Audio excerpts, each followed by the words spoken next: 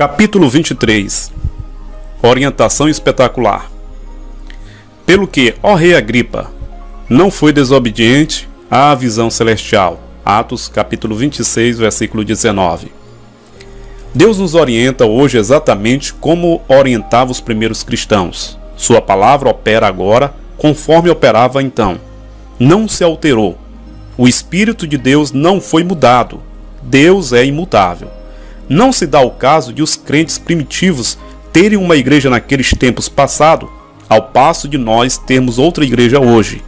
Cometemos um engano ao pensarmos assim. Nós estamos na mesma era que eles, a era da igreja. Estamos na mesma igreja. Temos o mesmo Espírito Santo. Tem parecido a nós, porém, que eles tinham muita coisa que nós não possuímos. Não é assim.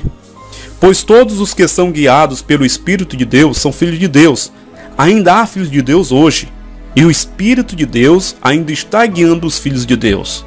Sendo assim, olhamos em Atos dos Apóstolos e em outras partes da Bíblia para ver como ele os guiava. Às vezes, algumas pessoas receberam orientação mediante uma visão. Outras recebiam orientação de um anjo que aparecia e lhes dizia o que fazer. Tais fenômenos, no entanto, não aconteciam todos os dias nas vidas dessas pessoas. Para a maioria delas, ocorriam uma ou duas vezes durante a vida inteira. Não são, portanto, as maneiras comuns de Deus nos orientar. Ficamos com a impressão de que quase todos os dias um anjo aparecia a alguém e lhe contava alguma coisa. Não é assim. Por demais, frequentemente, enquanto Deus está procurando testificar com o nosso espírito, procurando guiar-nos no caminho conforme Ele disse na sua palavra que Ele faria, nós não escutamos, porque queremos outra coisa, tal qual uma visão ou um anjo. Não temos o direito de buscar uma visão. Não temos o direito de pedir um anjo. Não há porções bíblicas que dizem que assim devemos fazer. Temos, isto sim, o direito de reivindicar aquilo que a Bíblia promete. Se Deus quiser enviar um anjo, é maravilhoso. Se Ele quiser dar uma visão, é maravilhoso. Como ministro jovem, fazia a mesma coisa que a maioria dos cristãos tem feito na etapa infantil do seu cristianismo. Ouvia as pessoas falando a respeito das visões e dos anjos, e orava que algo assim acontecesse comigo. Nunca aconteceu. Depois, fiquei espiritualmente maduro até nunca esperar que assim acontecesse. Não orava para que aquilo acontecesse. Não o esperava. Mas lá nos idos de 1949, estava orando certo dia na igreja, na última que pastoreei. Tinha me encerrado na igreja para esperar por Deus, porque tinha um testemunho no meu espírito de que assim devia fazer. Então, o Espírito Santo, não o meu espírito, falou para mim. Antes de eu lhe dizer o que ele falou, veja juntamente comigo esta passagem das Escrituras e perceba como Pedro viu uma visão e depois foi guiado pela voz do Espírito de Deus.